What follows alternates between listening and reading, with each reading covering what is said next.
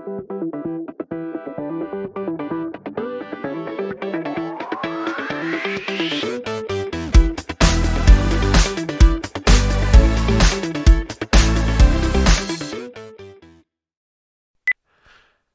my name is Chris Harris and I'm from Allery Chemistry, and welcome to this video for the CIE, so that's the Cambridge Internationals, topic 2, which is atoms, molecules and stoichiometry.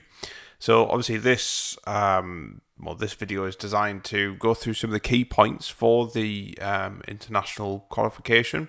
So if you're studying this, then this is the video that you need to watch. There's a lot of information in here about, obviously, the structure of atom and some moles, etc., and that's the type of stuff that's here as well. So just to kind of make you aware that this is just a series of PowerPoint slides. They are available to purchase as part of a wider range of other topics as well from my test shop. So if you just click on the link in the description box below, you can have a look at them there. They're great value for money and great for revising on the go and obviously interacting with it on your phone or your laptop or tablet or anything like that. So it's just a different way of revising from using your books as well. So alongside, really, it's how it should be used. So yeah, so they're all available there if you just click on the link below. So like I say, this is in the description box. So like I say, this is for the topic 2. It has quite a bit of information in here. So hopefully you can kind of get your head around it. You hopefully should be able to see the mouse that's on here. So I'll point out different things on the slides as well, as you can probably see quite clearly on the screen. So this kind of feeds in a little bit from topic 1 where we talked about the atom, and there is a little bit of crossover. I tend to find that with the CIE specification, there's kind of merging of different topics and it reflects back, and so you probably see some of this. If you've seen the topic 1 video, you might see bits and pieces from there as well. So just try and bridge that. So, and you find some of this stuff, I'll try and link it as well from GCSE. You probably would have seen some of this as well at that point. So let's look at the atom first, and obviously we know what the atom is, or you should do, really, realistically. But the atom is obviously made up of 3 subatomic particles, as we say. But in general, you have a nucleus in the middle, and the nucleus is obviously very small, contains lots of protons and neutrons in the middle there, and electrons that orbit the nucleus in the middle there. So actually with the atom, most of the atom, although this is obviously not to scale, but most of the mass of the atom is obviously in the nucleus. Electrons have very, very negligible masses. And actually most of an atom is just empty space because the nucleus is very, very small as well compared to the overall size of an atom. So obviously we need to know about the different structures of the atom. As mentioned before, you've got protons, you've got neutrons, and you have electrons as well. Relative charge of a proton is +1, and the relative mass is 1. Neutron is 0 with a relative mass of 1, and electrons have a negative charge with a relative mass of 1/2000. So effectively this is just looking at the charges of these elements and the relative masses of them.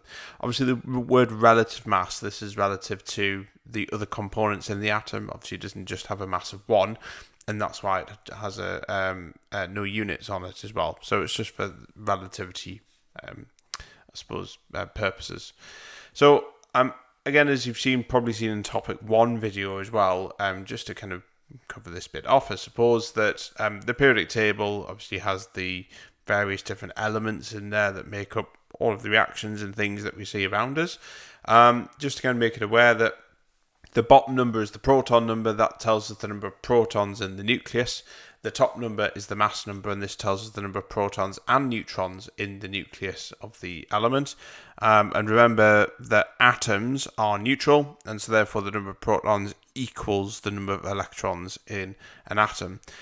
Just to make you aware again from topic 1 video that the number of protons and neutrons don't have to be the same. Obviously you can have various different amounts of neutrons in an element, and obviously when you've got various different numbers of neutrons, then that's an isotope. So just to kind of make you aware there. But in elements though, the number of protons equals the number of electrons, unless of course it's an ion, whereby you have a different number of electrons. But that was, again, we looked at that in topic 1.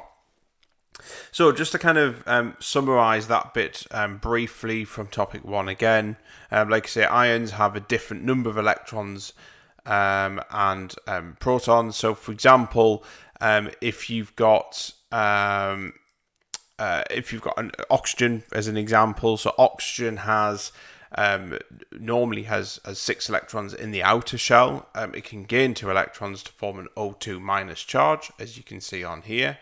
So obviously here you've got 8 protons, 8 neutrons, and 10 electrons in O2 minus. So the overall charge is -2. And for sodium, obviously that has that has lost an electron to form Na plus, and it's trying to form a shell that's full effectively because it's more stable. So it's got lower energy, so it's more stable if it can have a full outer shell of electrons. So in this case, obviously sodium has a positive charge, has 11 protons, 12 neutrons, and 10 electrons. In this case, because it's lost an electron, and so therefore it has a +1 charge. And just briefly, just to kind of show you what isotopes mean. So isotopes, basically they have the same number of protons, but a different number of neutrons. One of the common types of isotopes is obviously carbon. There's 3 different types of isotopes here: carbon-12, carbon-13, and carbon-14. Key things to note is they have the same number of protons, as you can see along there. So it's the number of protons that identifies the element. So carbon will always have 6 protons, but it can have a different number of neutrons, as you can see on there. So that's obviously what makes it up as an isotope. Whoops. And the number of electrons obviously remains the same. It's 6. Because if you change the number of electrons in it, then it will become an ion. So again, I know I've covered this briefly, but this was in topic 1. So if you want to go a little bit more detail, just check back into that topic. Okay, so the key things really that make it a little bit different for topic 2 is we start to go into a little bit more detail about calculations and the mole, etc. And part of that, we need to know some very specific definitions. And here we've got 3 definitions that we need to be aware of. So one of them is the relative atomic mass, or AR. And this is the weighted mean mass of an atom, of an element, compared to 1/12 of the mass of an atom of carbon-12. So in other words, in kind of plain English, I suppose, is that the mass of all elements in the periodic table are basically an average of the isotopes that make that up. So it's always an average. You never just have one element with one isotope. You've got loads of different isotopes. Some elements might have loads of isotopes, some won't. So, and the mass, the relative atomic mass, is the average of the, if you had a box of carbon atoms, and let's say 95 of them were carbon-12, let's say, for example, 4 of them were carbon-13, 1 of them was carbon-14, then you take an average of the masses of them, and that gives you the relative atomic mass. But in terms of other elements, we measure the masses of the other elements relative to carbon-12, because carbon-12 is the most abundant isotope in carbon atoms. So that's basically what that means, and it's the mass of that. So that's basically where it says relative atomic mass. The relative bit is everything's measured relative to carbon-12. So there we are. So that's where it comes from. And the word relative comes up across a few other types of examples. So relative isotopic mass is the mass of an atom of an isotope compared to 1/12 of the mass of an atom of carbon-12. And relative molecular mass is the mean mass of a molecule compared to 1/12 of the mass of an atom of carbon-12. So I think you're getting a bit of a theme here. Okay, so carbon-12 all of a sudden becomes a bit of a kind of critical point in terms of how you measure the masses of things. Okay, so make sure you're aware of them. You do need to know that, by the way, so that's really important.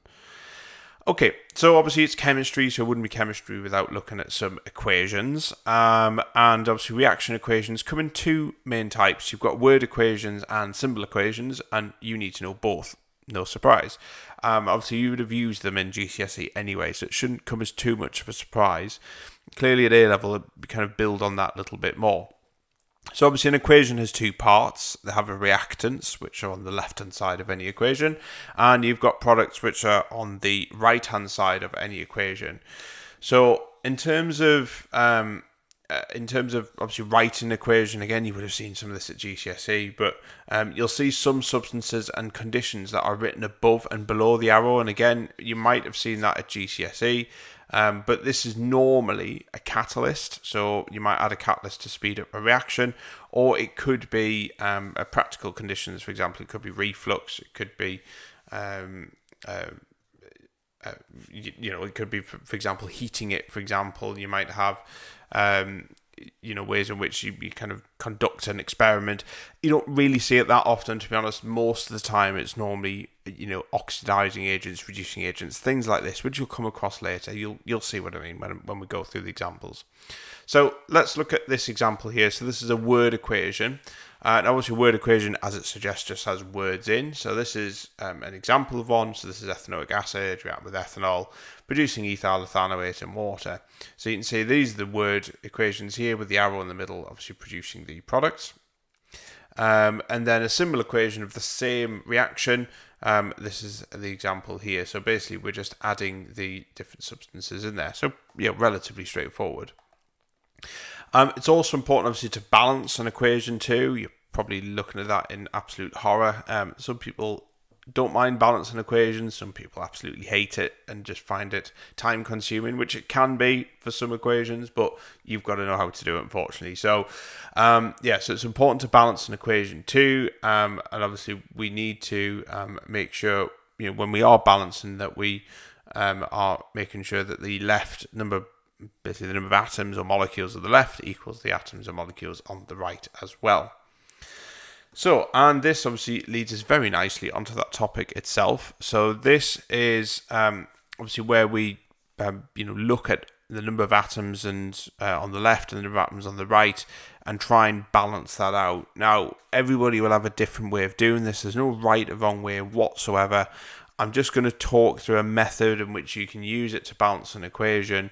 And really the key thing here is just take your time over it, and just make sure that you kind of address every single atom in there. So let's have a look at an example whereby we're going to look at the complete combustion of butane. And obviously this is used in barbecues. At the time of filming, it's nice and sunny and it's lovely and summery, so barbecues are very popular at the moment, and they're using camping stoves as well. So the first step you need to do when you're balancing equations is obviously write out a symbol equation. Very important. Word equations are no good here, so it must be a symbol equation. So here we are. We've got butane, which is C4H10. You might have seen that at GCSE. Reacting with oxygen because it's a combustion reaction, producing carbon dioxide and water. So we're going to assume complete combustion here because it just makes it a bit simpler, a bit more straightforward. So the next step is to work out how many of each element there is now, and add a large number in front of each substance to balance out the atoms. Remember though, when we're balancing equations, you cannot change the formula. You can't just go in and say, well, I don't want it to be butane, I'm going to change that number for something else. All you can do is put big numbers in front of these different substances here. Really, really important. You can't tinker with any of these numbers here whatsoever. Okay. So, looking at this then, we have 4 carbons on the left. Let's just start with carbons. So what we can do is put a 4 in front of CO2. So, because we only have 1 carbon on the right there. So we put a 4 in front of that. That gives us our 4 carbons at least on the right, and we have 4 on the left. What you might find as well, with some examples, is that might knock other things out. So for example, the number of oxygens, obviously that's changed as well. So it's just a case of trying it and see what happens. So we have 10 hydrogens on the left, as you can see here. So we need to put a 5 in front of H2O. Now, if we put a 5 there, that will only change hydrogen. So it changed the hydrogen amount, which is fine, but it will also change the number of oxygens that we've got as well. So you can see here, that's what we've got so far. Okay. Obviously, on the left-hand side, again, we have 13 oxygens. 13 oxygens on the right-hand side, which is a bit of an odd number, but you can put decimals in front of that as well. So that's 6.5 in front of the O2. That is allowed, so you can put 6.5 on that. It doesn't have to be a whole number, it just has to be a big number and in front of that. So we put 6.5 O2 in front of that, and as you can see, we have now a balanced equation, which is brilliant, which is all good. But the key thing with this, like I say, is to try it and see if you can get there and make sure you do it. In an exam situation, sometimes you might be spending a long time on balancing an equation. If it's taken far too long, say if it's taken 3, 4, 5, 6 minutes to do it, and it's not integral to the actual question to answering something else, move on and come back to something a little bit later. You might see it, for example, in, say, multi-choice questions, for example. So don't spend too much time. They can take a bit of time to do. Some of them can be a bit difficult. Okay, so let's look at a different type of equation. This is an ionic equation. So obviously we looked at word equations, symbol equations, and the examples we looked at there are all whole examples, so the kind of full molecules. But you do get equations where you have ions in them. And again, we've seen ions obviously earlier in this video, but predominantly in topic 1. So you need to be familiar with these as well. But these ionic equations, so ions that are formed in solution, and they show which particles are reacting. Very important, because you'll get some what we call spectator ions in there. Yep, that's right, spectator ions. So these are basically ions which, as it suggests, kind of sit on the sidelines. They kind of watch what's happening as if it's some kind of football match or something. So normally, you'll see ionic equations with acids and bases and salts, reactions like this, neutralization reactions. You'll normally get ions involved here. So let's have a look at this equation here. So here's a standard balanced equation for an acid reacting with a base in this case. So the reaction shown below is the full ionic equation. So this is basically the reaction that you've seen before. So H2SO4 is obviously sulfuric acid, KOH is potassium hydroxide, K2SO4 is the salt, that's potassium sulfate, and then you've got some water as well. So just a classic acid-base reaction. It's already balanced, numbers are already in there. So when we write this out, we need to write an ionic equation. What we want to do here is split up the compounds into anything that's ionic, split it up into its constituent ions. So for example, H2SO4 can be split into 2 lots of H plus and an SO4 ion, which is a sulfate ion. You'll see some of these later. Potassium hydroxide can be split up into potassium and hydroxide ions. And potassium sulfate, so that's K2SO4, can be split into 2 potassium ions and a sulfate ion. Water is just water molecule. We don't split that at all. So whenever you see water in this type of example here, such as a neutralization reaction, we just leave it as it is. We don't split it up and just keep it as it is. Okay, so in this here, what we're going to do is cancel any ions that appear on both sides of the equation to the simplest ionic equation. So this is the case of spot the difference left and right. So we've got there sulfates and potassiums, so they're basically going to be eliminated from this reaction. And then what we have left is 2 lots of H plus, and you've got your 2 OH minus as well, and you have water that's been formed. Now, essentially, your sulfates and potassiums, they do exist. They are there. We haven't just ignored them or just eliminated them from the reaction because they were there in the initial equation. But we don't actually write them in the ionic equation, which is this one down here, because they don't actually get involved. They're kind of present, but they don't do anything. They're not integral to the actual reaction. So they're just kind of hooked along, with the sulfate. So yeah, so this is basically saying, look, they're there and we call them spectator ions. So they kind of watch from the sidelines, I suppose. So in the final, obviously, ionic equation, the charges must balance. That's really important. You can't have charges on the left not balancing the ones on the right. Obviously, you can see here we've got 2 pluses and 2 negatives, and that's forming a neutral compound there, a neutral substance, which is water. So and obviously this reaction here is a neutralization reaction. So this is obviously H plus, which represents an acid. OH minuses represent bases, and that forms obviously a neutral product, which is water. So it's basically just a simpler form. It's basically saying, right, well, this is the reaction, the actual reaction, but in reality, it's basically an acid and a base reacting to form water. So it's neutralization. So chemists are quite lazy, you see, in that sense. They like to shorten things down and get to the point, which is probably not like me. But this reaction here does actually show you, the simplest form of that. Okay.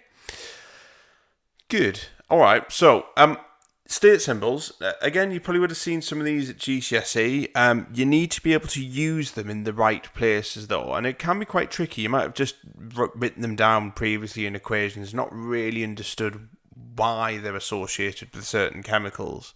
But they're really important because they actually show us what is actually happening in a reaction. They describe a physical state. What would you see with this reaction? So state symbols you've probably seen before. Obviously, they come into S, which is a solid, L is a liquid, as you can see on there, G is a gas, and aqueous is obviously anything dissolved in water, basically. So that's different to liquid. Okay, really different. So just be careful. Which is a lot of things, to be fair. A lot of things are dissolved in water in chemistry, but just don't mix the two up, basically. Right, let's have a look at some reactions where we're going to use some of these then, just to kind of demonstrate this. So displacement reactions. So these are reactions where you've got and you'll see some of these later on in A level. So don't get too concerned with this. It's mainly the state symbols we want to look at here. But these are reactions where you've got a more reactive element taking the place of a less reactive element in a compound. So let's have a look at this example here. In this case, it's F2, so it's fluorine reacting with sodium bromide, forms a chemical called sodium fluoride, NaF, and bromine, which is Br2. So this is obviously the reaction here that's going on. Now, if we look at sodium fluoride, which is NaF, obviously we can write down the ionic equation and we get this obviously set up here. Obviously the fluoride ion is left, sodium is a spectator ion because it appears both on the left and the right. But what you'll notice, actually, just before we come on to that, you'll notice that the solutions here, they're all aqueous. So all of these are dissolved in water. Now, if bromine was on its own and wasn't dissolved in water, bromine is one of the few elements that at room temperature and pressure is a liquid. But in this case, this is telling us it's solution, it's in water, and this whole reaction is dissolved in water, and so that's why all these substances here are aqueous, because they're all dissolved. Okay, so let's have a look at one that's probably a little bit more familiar, which is acid-base reactions. So an acid and a base will form a salt and water, and you might get some bases which are called carbonates as well, and they'll form carbon dioxide, so you're producing a slightly different product. So let's have a look.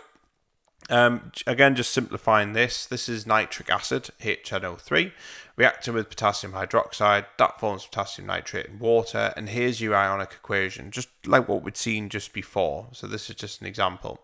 Now, one of the things we'd need to look at here is obviously the different solutions. Now, anything that's acidic, so an acid or a base or anything like that, these are always in solution. So you'll generally find that these will have AQ on them. In fact, they will do, because ions can only be formed if they're in solution. So these are split to form these ions here, and ions are always in aqueous solution. Always see AQ next to ions. So that's really important. Obviously, water is a liquid. I know water is technically kind of aqueous, you would think, but it's not actually. Water can't be dissolved in water because water is what it is. So it is a liquid. So you'll see water with an L next to it there.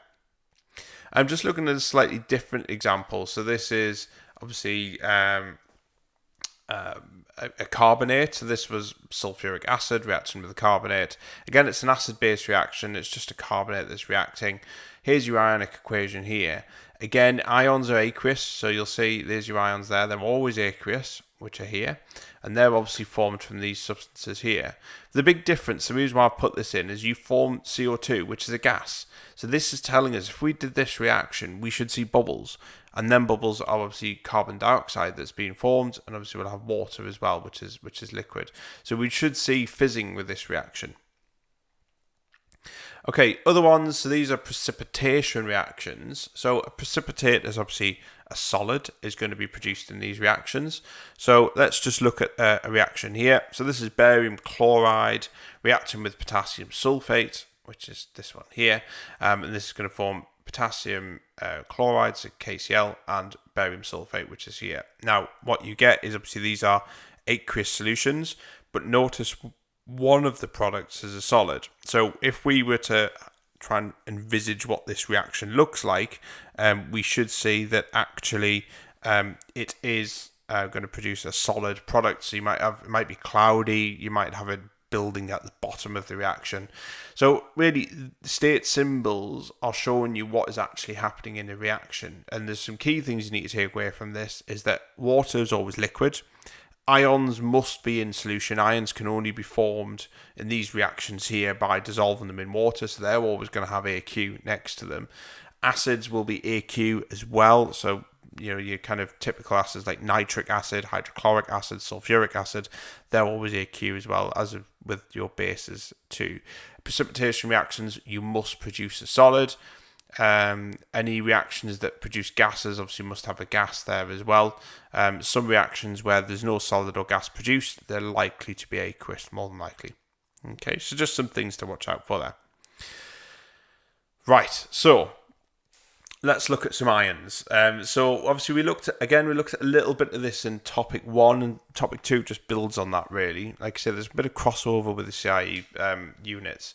So stable ions, they can be deduced from the periodic table, and some ions are molecular ions, and you need to know what these are. Really important. So group 1s, obviously group 1 in the periodic table will form +1 ions. So these are the stable ions they form. They can form other ions as well, possibly in theory, but these are the stable ions. Group 2 form +2 ions. Group 3s form +3. Group 4s kind of in the middle, so we'll just ignore them. Group 5 forms 3 minus ions. Group 6s are 2 minus ions. Group 7s are -1. So this feeds into topic 1, where we looked at stability of ions. So molecules, or atoms should I say, will try and achieve a situation where they have a full stable outer shell of electrons, and they can lose or gain electrons to form that. Now atoms are incredibly lazy and will kind of follow the easiest route. So for example, nitrogen could lose 5 electrons to get a full shell, or it's easier for it to gain 3 because it's a lower number. So that's why they form negative ions. The ones in the middle, these are your D blocks. These don't really have, these can vary in different ions are formed with these ones, hence the word transition. So they can they can vary their ions they form. This is really only kind of more relevant in year 2 when you look at transition metals, and you'll kind of look at a little bit more about that. So don't worry too much about that for the time being. So some common ions, so you need to know the names of some common cations and anions, and you can kind of remember it by cations are positive, like a cat. See, so cations are positive, and anions are obviously the negative. So they're the opposite. Sorry, so they're negative ions. So your cations are. You can keep that one on me. Cations you need to know are zinc 2, which is zinc 2+. You need to know about silver in particular as well, so that's silver plus, and ammonium, which is NH4+. Now don't get that confused with ammonia, which is NH3. So ammonium is NH4+. Okay, so just make sure you're aware of that. And some anions, you've got obviously sulfates, which are SO4 2-. You've got carbonates, CO3 2-. Again, you've seen some of them already. Hydrogen carbonates is HCO3-. Hydroxides are OH- ions. Nitrates are NO3-. And phosphates are PO4 3- ions.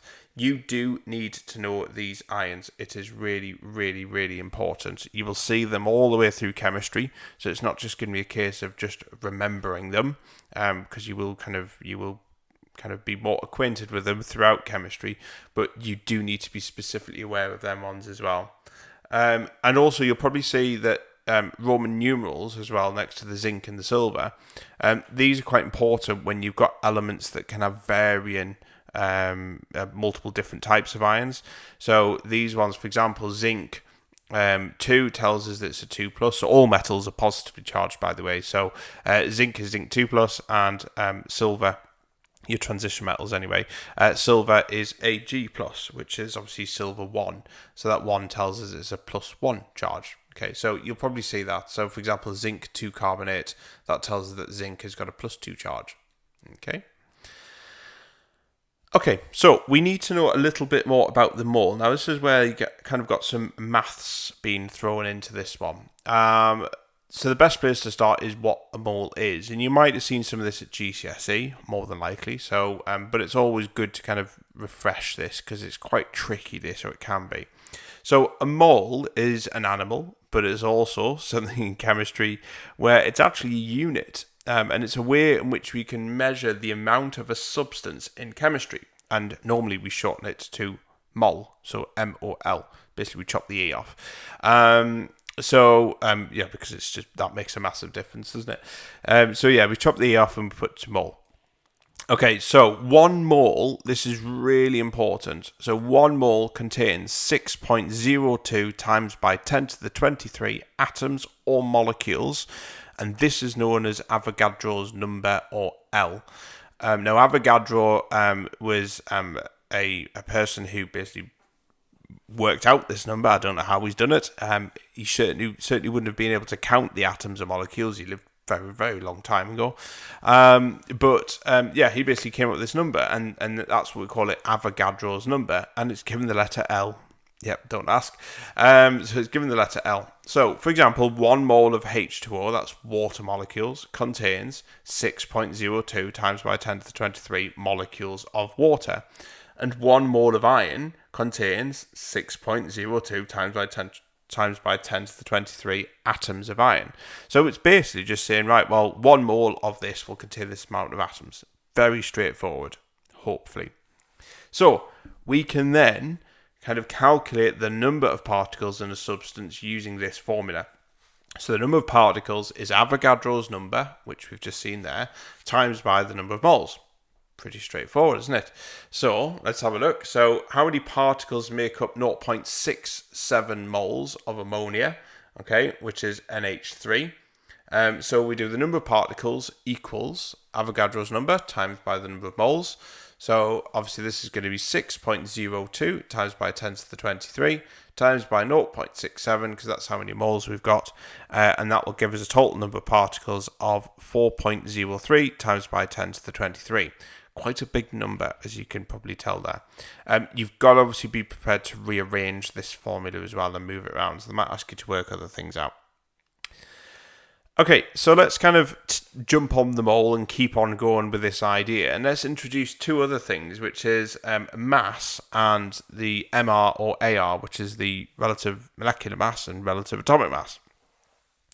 So we can work out the moles from these as well, and so the formula for this is the number of moles is mass in grams divided by the MR, which is the relative molecular mass, or the atomic mass, relative atomic mass. So let's look at an example. So let's calculate the number of moles of 23 grams of gold, and let's give you answer to 2 significant figures.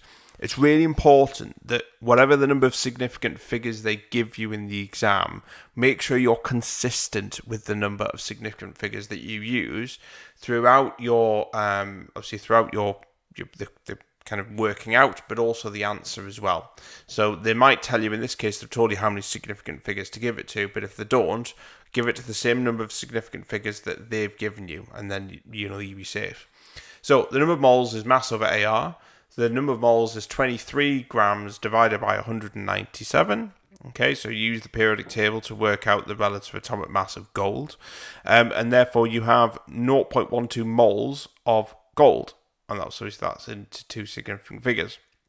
So make sure you need to look in the question when you're looking at things like this. If you have any 2 of the components in the equation, then you can use this. Because you might get a question, you might think, well, how do I know when to use this equation? The key thing is you need to know this equation anyway, but look in the question. It's giving you a mass and it's giving you the name of the element. So you can use this to work out the moles of something. And as you'll probably see later on anyway, that the moles, if you know the moles of something, you can work out a lot of things. You'll find like the moles is a bit like, I liken it to a bit like a capital city. So, for example, the capital city of the UK is London. Capital city of, that's the capital city of the UK. So a lot of the roads, if you look at a map, there's a lot of roads that kind of feed into the capital because it's quite a major city. So same with chemistry. So moles is a bit like London. You can go a lot of places or calculate a lot of different things just by knowing the moles. Just like in London, you can travel to various different places quite quickly, I would imagine. I don't live near London, but I would imagine it would be, you can get to a lot of these places quite quickly just through being in London. There's a lot of connections. So it's the same with chemistry. So it's a very important part of chemistry, the mole. Okay, so we need to be aware of how we kind of convert units, because there's going to be a lot of units thrown around here, and I just want to try and explain some of the units in particular. So I've put some various different units here. So this is obviously looking at looking at different dimensions, I suppose. So if we look at the one-dimensional one first, so this is meters, which is obviously distance. So this is looking at distance, so basically one unit measurement. So to go from meters to what we call decimeters, and you'll see this a lot in chemistry, basically we need to multiply whatever it is in meters by 10 to get decimeters. If we're going from decimeters to centimeters, then we multiply that by 10 to go to centimeters. Okay, so basically there's 10 decimeters in a meter, so deci for decade, there's 10 years in a decade, so that's where deci comes from. 10 centimeters in a decimeter, and there's 100 centimeters in a meter. Yeah, so you're following so far? Okay, so that's fairly familiar, you should be familiar with that. Let's go a little bit further, and now let's look at 2 dimensions, look at areas this time. Okay, so there we are. So 10 by 10 is 100, just for that one. So let's look at area. So from meters squared to decimeters squared, you multiply by 100. Now the reason why it's 100 and not 10 is because for every dimension that we add a 0 for the previous dimension. So here, the dimension was times by 10. But here, because we've got an extra dimension, this is telling us we've got 2 dimensions here, hence squared, then we add a 0 to it. So instead of 10, it's 100. And we do the same here. So there we are. Okay, so that's why we add that extra 0 on there. So to go from meters squared to centimeters squared, we've got to multiply by 10,000. That's how we basically work it out, because it's 100 times 100, which gives 10,000. Now, in chemistry, we don't really deal with these because that's an area and that's a length, but we do deal with volume. Okay, so this is where it becomes a bit more relevant.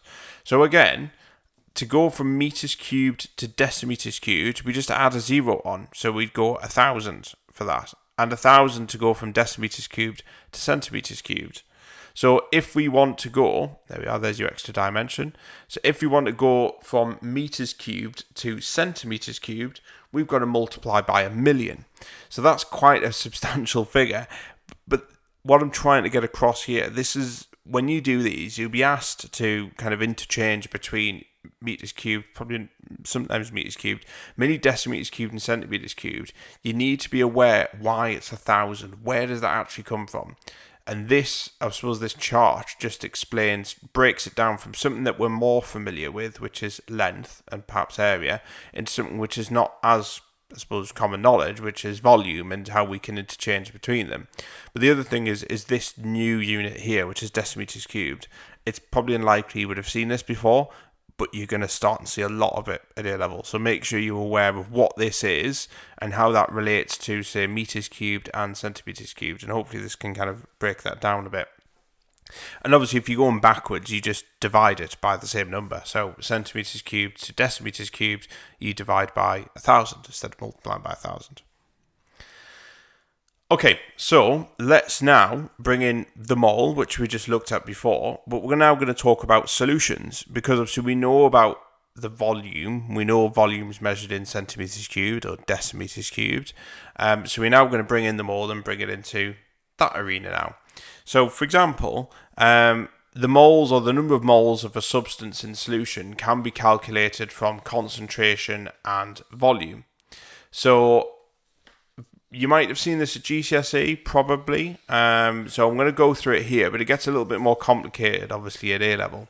So the number of moles is the concentration, which is in moles per dm cubed, multiplied by the volume, which is in decimeters cubed. So that's where the dm cubed bit comes in. Okay, so remember from that previous slide. So you are likely, though, in the exam to get your volume in centimeters cubed. So to convert to decimeters cubed, if you can remember, we just divide it by 1,000. Or what we can do, and I'll do this a lot in the video here because it just makes it easier. I'm just going to add times 10 to the minus 3 to the end of the number, and that has the same effect as dividing by 1,000. It just makes it a bit neater when I do the calculations, as you'll see in a moment.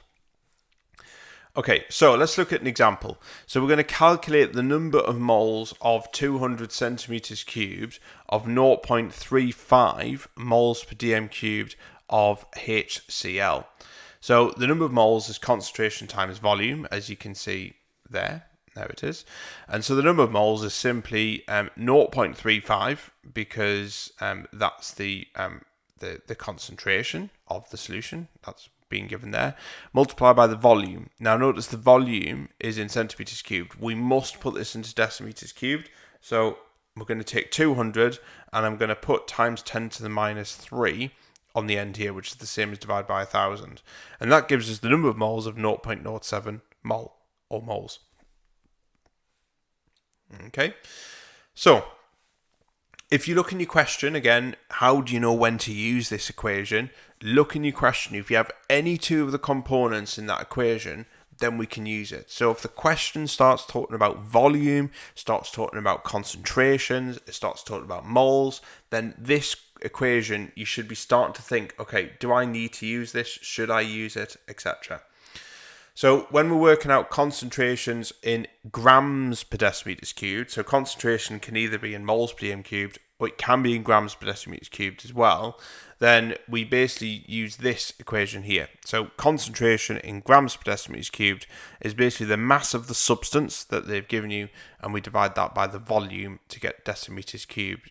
Volume in decimeters cubed as well. So it might be the case that they might use this formula as well. You just need to be familiar with them. I think the key thing with these types of questions is practice, if I'm honest. I mean, these are just equations that you're going to see a lot of, and it is definitely worth investing your time making sure if you're doing any revision or looking through this, just go through as many different examples, as many different questions as you can, because the exam board will phrase them in loads of different ways and throw in different kind of scenarios. You just need to be comfortable with using these equations within these questions. That's the best advice I can give with regards to this, rather than just kind of look at the equations and try to remember them. Okay, so feeding on from that, we're now going to look at something called empirical formula. Now, empirical formula sounds very kind of old-fashioned. I know it sounds like imperial, doesn't it? But not quite the same thing. So empirical formula is basically the simplest whole number ratio of elements in a compound. Okay, so it's as it suggests, it's basically the kind of most simplest form. So if you do maths, obviously you would have done maths, then you would have done ratios, and you can kind of break a ratio down into its simplest form. This is no different. When you look at a compound, say for chemistry, you've basically got numbers within a molecule, and the numbers are basically telling you how many atoms how many of a particular atom there are in that molecule. It's basically just a ratio. That's all it is. An empirical formula just looks to try and simplify that a bit further. Now, obviously, there's a lot of different elements to this. It's not quite as straightforward as that, but hopefully you should see some similarities with, ratios, what you will have done in maths. So let's look at this example here. So a compound contains 23.3% of magnesium, 30.7% of sulfur, and 46% of oxygen. What is the empirical formula of this compound? So this could be an example question. So the first thing we need to do is write out the elements that are involved. So look at what they've given you. I'm a big fan of keeping things simple and looking at it very straightforward. So just write them out. Magnesium, sulfur, oxygen, and create little headings at the top. So then what we need to do is they've given us percentages. That's not really that much good. We want to try and get that into something a little bit more tangible, something where we can kind of use it to work something out. So we're going to turn that into grams. And the easiest thing is just literally convert it to grams. So 23.3 grams of magnesium, 30.7 grams of sulfur, 46 grams of oxygen. The next thing we need to do is divide these by the relative atomic masses to get the number of moles. So this is where you need to look at your periodic table. And we've got 24.3 was the relative atomic mass of magnesium, 32.1 for sulfur, and 16 is for oxygen. And we divide each of them by that. Now this is telling us the number of moles. So did you see that equation that we looked at before? It's been put into here. So this is what I mean. It's kind of hidden, isn't it? But we have a mass and we have an AR, or an atomic mass. So a relative atomic mass will work out the moles. And from the moles, we can work out a lot of other things. So when we do this, we need to then divide all the numbers by the smallest number of moles. So the smallest number of moles out of this lot is 0.96. So we divide all of them by 0.96. And then what we get is some whole numbers. We get 1, 1, and 3. This is looking a bit more like a ratio. So then what we need to do is just put them numbers, and because it's chemistry, obviously, we have to write it as a compound instead. So the empirical formula for this substance here, this is the simplest whole number ratio, is MgSO3. Okay, so that's the simplest form. So we can work out the molecular formula. So obviously this is the empirical formula, but we can work out that molecular formula. We just work out the MR. To work out the molecular formula, we need to work out what the MR is of the empirical formula and divide that by the molecular formula. And then we can use that to work out multiply all the atoms in the empirical formula to do that. So for example, this might not technically exist, but if you know the molecular mass, and they might tell you that, or they might be able to work that out, and then we can work that out from there as well. So that's it's an option. They might ask you that, they might not. But the main thing really here is asking you, is making sure you're aware of how to work out the empirical formula. Okay, sticking with empirical formula. Remember, this is the simplest whole number ratio of elements in a compound for empirical formula. We're going to look at a different example here. So this is a hydrocarbon, and it combusts completely to make 0.845 grams of carbon dioxide and 0.173 grams of water. So these are two products of combustion. What's the empirical formula of the hydrocarbon? So that's the hydrocarbon that was produced. So instead of writing the elements here, we're just going to look at the actual products that are being made. Okay, so this empirical formula can be used to work out, it's not just for elements, it can be used for working out, say potentially the formula of a hydrocarbon. So here we're going to put carbon dioxide and water as our headings. Okay, now the good thing here is actually they've already given us the masses already. There's no percentages here, so we just literally write down the masses. So 0.845 carbon dioxide, 0.173 grams of water. We divide each of them by the relative molecular masses, just as we've done before, but we're doing it of carbon dioxide and water, and we get these numbers here. Now these are not whole numbers, so we need to try and get these into whole numbers. So what we do, we can see here that we have 1 mole of carbon dioxide, okay, which is this bit here, has 1 mole of carbon atoms. So the original hydrocarbon must have 0.019 moles of carbon atoms. Now, where we get that from is this is the number of moles here, okay, of CO2. Now, that number of moles of CO2 will also have the same number of moles of carbon because carbon is in CO2. And we only have 1 carbon for every molecule of this. And that's how we can make that relationship there. Okay? Hopefully you follow that. Okay? It's really important. That's critical. So what else is in a hydrocarbon? Well, hydrogen. So we can use the other side to work out how many hydrogens we have in our hydrocarbon. So 1 mole of water, okay, has 2 moles of hydrogen in it. So that's 1 mole of water, so 1 molecule of water has 2 hydrogens in it. So the original hydrocarbon must have, remember this is the number of moles of water we have, so we multiply that by 2 to get the number of moles of hydrogen atoms that are in there, okay? So this hydrogen carbon have only came from the hydrocarbon. It hasn't come from anywhere else. So this is how we can kind of deduce this from these figures here. Okay. So moving on from that then, now we can take these numbers and we can divide the number of carbon and hydrogen atoms by the smallest number of moles. And so the smallest number of moles is 0.192. That's the smallest number, and in this case both of them come out as 1 and 1, so this is the whole number ratio. So the empirical formula for this is going to be CH, okay, a bit like my initials. So basically there's 1 atom of carbon to 1 atom of hydrogen. So whatever this molecule is, the actual structure of the molecule, it will have, for every carbon atom in there, there will be hydrogen there as well, whatever that is. Okay, now that might look a bit odd because you think, well, there isn't a molecule that can just be CH. This isn't the point. Empirical formula is just showing you the simplest ratio. It is not saying that this molecule actually exists, because it doesn't, but it's just giving you a ratio. That's all it's doing. Okay, so don't worry if it looks a bit bizarre. Okay, so let's look at a different one, a different type of equation. Now, there's loads of different reactions here. I appreciate there's a lot of kind of calculations here, but they are really important. So one of them is what the exam board wanted to know, is something called water of crystallization. Now, this sounds really posh. It's not really. So water of crystallization is basically where you have a substance and it's basically hydrated. Okay, so it's dissolved in water, or you might have crystals. A classic example is copper sulfate. So copper sulfate crystals, which are hydrated, are blue, and you might have seen them. But if you warm that up and remove the water from it and dry it out, they're basically white. So I kind of see this as an example to kind of put it into context. Imagine you had a sponge. Okay, so a sponge is a dry sponge. Okay, so like what you wash the car with. It doesn't have any water in there. There's no water in there whatsoever. So you've just got sponge.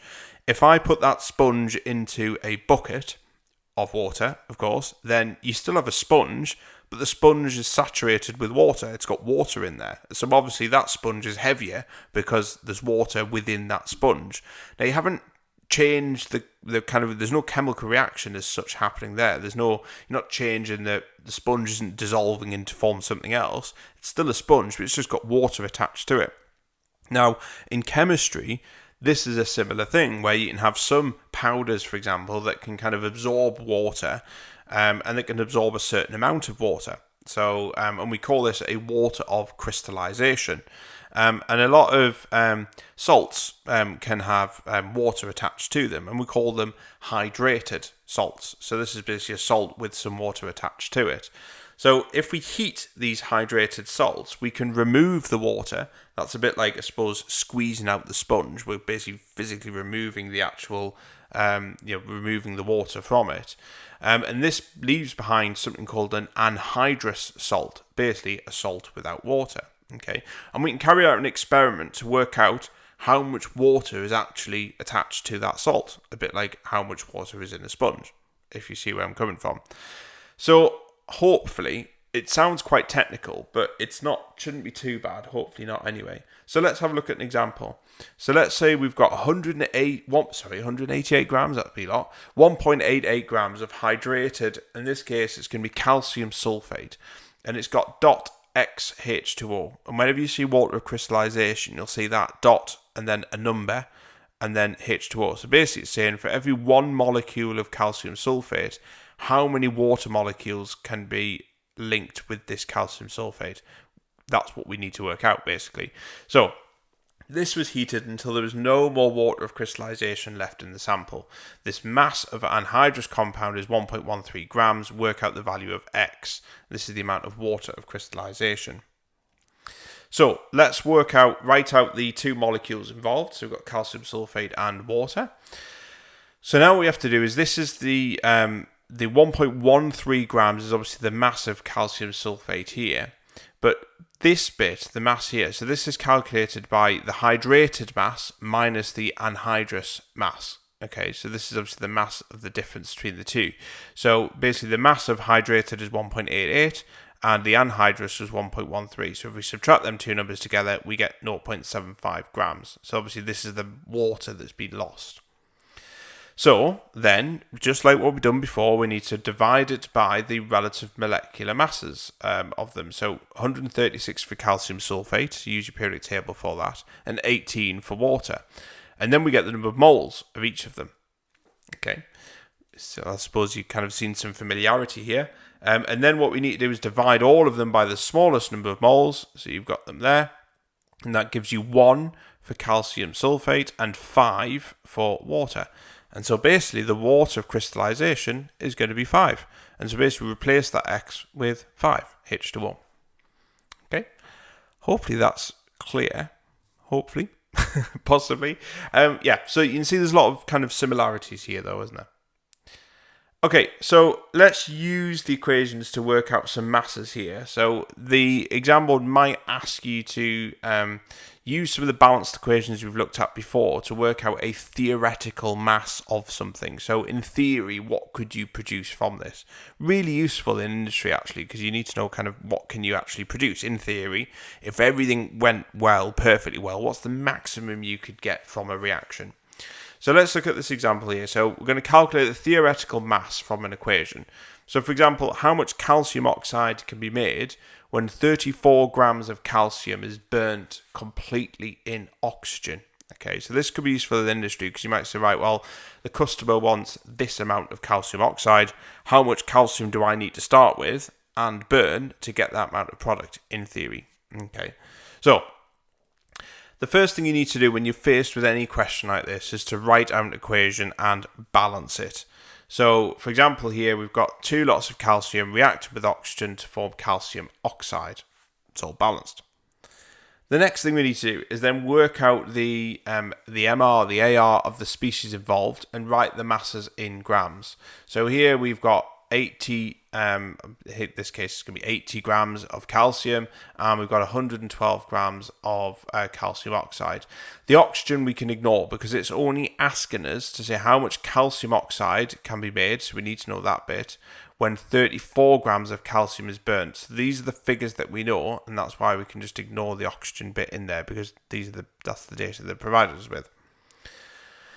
So then, we then have to divide, because we want to work out, well, what can we get then? So we divide the calcium side, this side here, by 80 to find 1 gram, and then we multiply by 34 to get 34 grams, because that's basically what they've provided us with here. So we know we have 34 grams. We don't want 80 grams.